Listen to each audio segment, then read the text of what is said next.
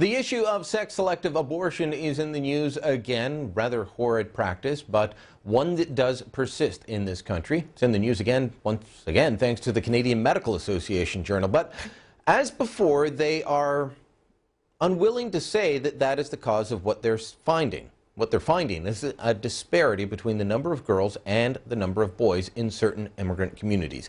This time in Ontario. Joining me to talk more about this is Alissa Golob. She is with Campaign Life Coalition, and she's in Toronto. Alissa, were you shocked to find that they went back and researched this again?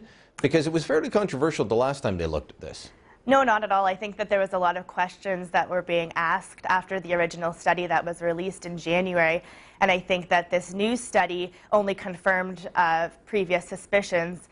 But, you know, as a pro-life activist, it is very beneficial for us because it brings the topic of abortion out to play in the public and the media. And it also highlights the hypocrisy of the pro-choice quote-unquote positions. Well, they would say there's no hypocrisy, because I talked to them after the last report saying, oh, there's sex-selective abortion in Canada.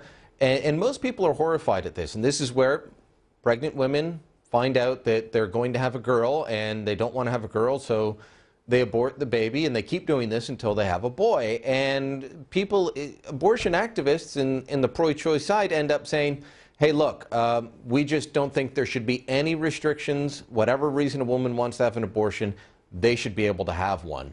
Well, there was recently an article written in the National Post, and it is true that some pro-choice activists are saying that, but no matter what their stance, it is hypocritical. For example, if they are for restricting sex-selective abortions, they're basically, to use their own terms, against them. Therefore, restricting a woman's right to choose. They are not trusting women to make their own decisions. However, if they are against restricting sex-selective abortions, then basically they're against the most discriminatory and sexist thing that's facing our society today. So no matter what their position, if you are pro-choice, there is no right position with regards to sex-selective abortions. Now, the natural balance in Canada is found to be about 105 boys are born for every 100 girls, and that's pretty in keeping with numbers around the world.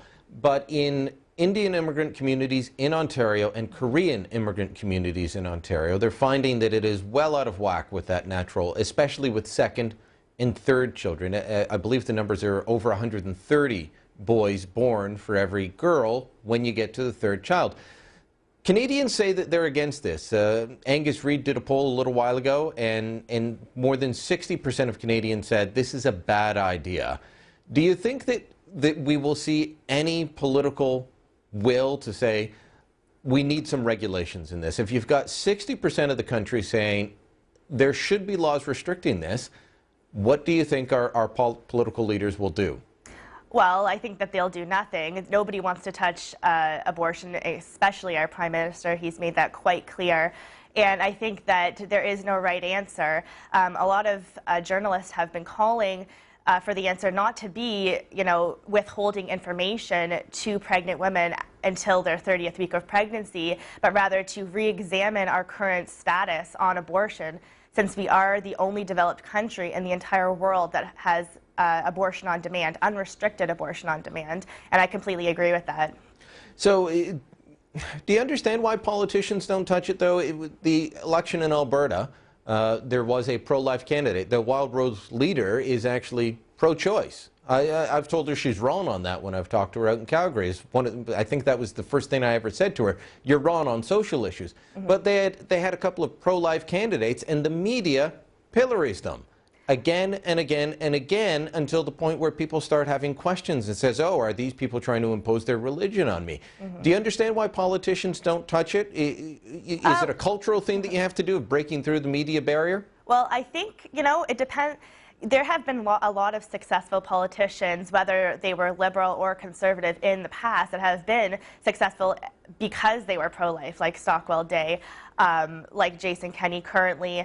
For a long time in Toronto, Dan McTeague, even John yep. McKay's still there. John McTeague, yeah, exactly. So this isn't an issue that politicians should just sweep under the rug. There's a huge the majority of people want to know where politicians stand on this issue, and a lot of people, because abortion is so rampant and unrestricted, are single-issue voters for good reason. And this is the only issue that they care about, so politicians need to make their stance very clear. And I think that to stay away from it is not the answer. We'll see if they do after this latest study. Alissa, thanks so much for coming in. Thanks for having me.